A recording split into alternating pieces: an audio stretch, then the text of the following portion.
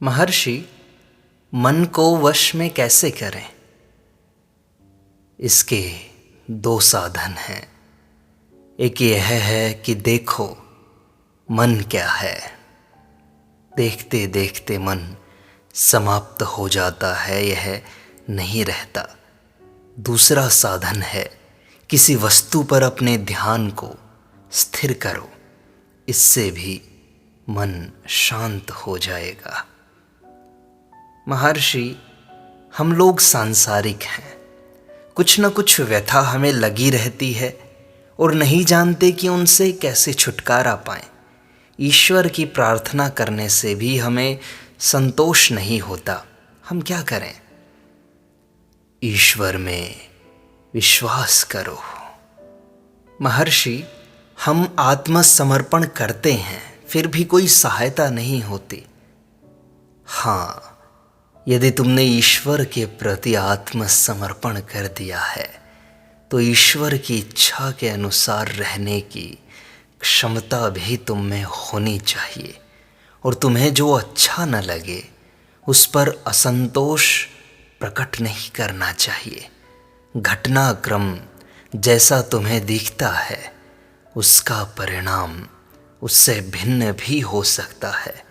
अनेक बार दुख मनुष्य को ईश्वर में विश्वास पैदा करा देता है। महर्षि, पर हम तो सांसारिक ठहरे। पत्नी है, बच्चे हैं, मित्र हैं, संबंधी हैं। उन सब की स्थिति की उपेक्षा कर तथा कुछ न कुछ अपने व्यक्तित्व के बिना हम कैसे ईश्वर इच्छा को स्वीकार करें? इसका अर्थ यह है कि तुमने अपने कहे अनुसार समर्पण नहीं किया है। तुम्हें केवल ईश्वर में ही विश्वास करना चाहिए। जी महर्षि, एक और प्रश्न है महर्षि। बिना विचार के भी जागृति रखी जा सकती है। मैं जानता हूँ कि भौतिक शरीर का भान त्याग कर भी विचार करना संभव है। क्या मन के बिना भी विचार किया जाना संभव है? संकल्पों से परे जो चैतन्य है, क्या उसकी अनुभूति संभव है? हाँ, चैतन्य केवल एक ही है जो जागृति, स्वप्न तथा सुषुप्ति तीनों अवस्थाओं में यथावत रहता है। सुषुप्ति में मैं का लोप हो जाता है, जागृति में मैं का भाव उदय होता है और तब संसार भासित होता है। सुषुप्ति में यह मैं कहाँ था, यह वहाँ था अथवा नहीं था, यह वहाँ भी रहा होगा किंतु उस रूप में नहीं जिसमें तुम्हें अब प्रतीत होता है। जागृति का वर्तमान मैं केवल मैं का संकल्प मात्र है, जबकि सुषुप्ति का मैं ही वास्तविक मैं है। इसी की निरंतर सत्ता है, यही चैतन्य है। यदि इसका अनुभव हो जाए तो तुम देखोगे कि यह संकल्पों से परे है। तो क्या हम बिना मन के विचार कर सकते हैं?